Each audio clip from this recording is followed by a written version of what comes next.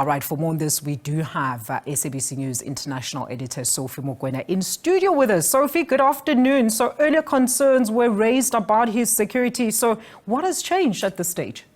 Well, it is clear that the former president of Botswana has decided to go home. I suspect that it has got to do with elections. You know that Botswana will be going to elections, and you know that the previous elections he was supporting an opposition party, a new party.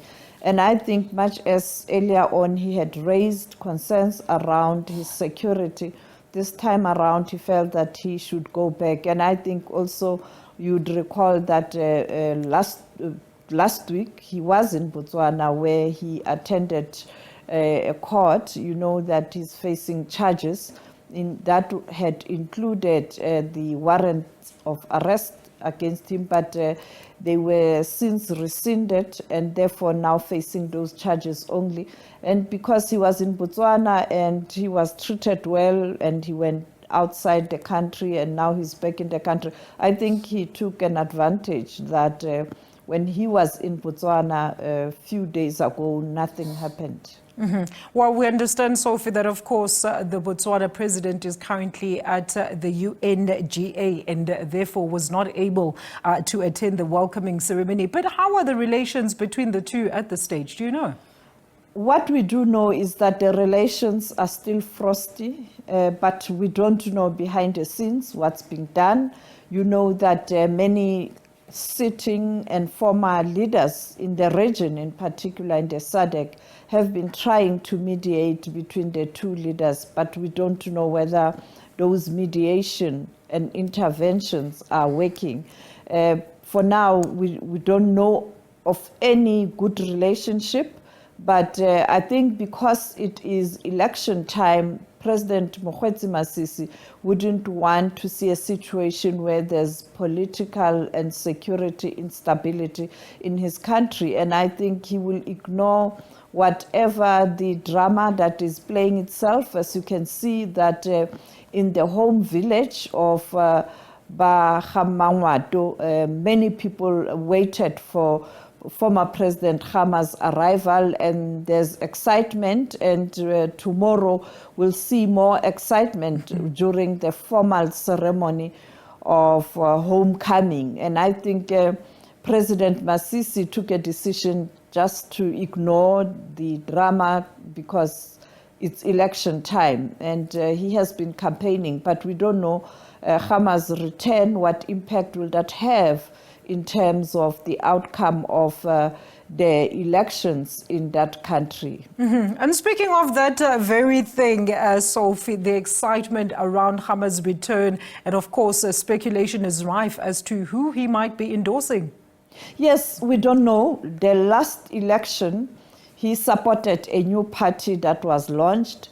Unfortunately, it didn't perform well, even though the party did indicate that they suspected or they alleged fraud and corruption.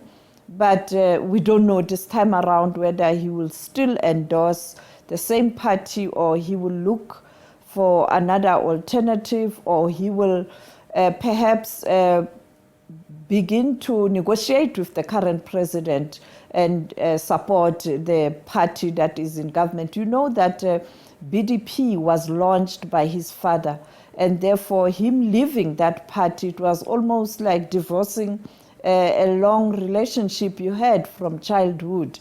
But we don't know, maybe he will support the party supported the last time. So we are waiting to see and to hear what he is going to say. But the reality is the relationship between former President Ian Khama and also President Mokoena is very frosty. And of course, Sophie, in closing, while we're still on the UNGA, we understand that Emmerson Mnangagwa from Zimbabwe will actually be not attending these proceedings. Are you aware of any reasons?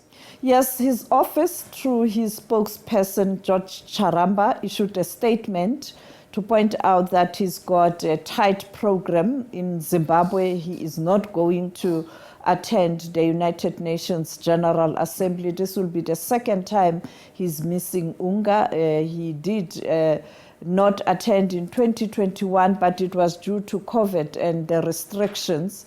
But this time around, it's his decision. And even though earlier on there were reports that it had to do with security, but his office was quick to rebut those allegations. So we don't know. The reality is President Mnangagwa will be represented by the Foreign Affairs Minister at the United Nations. We know that our President Ramaphosa will be leaving to attend the summit. The first one on Sunday, where they will discuss challenges facing the globe at the Summit for the Future.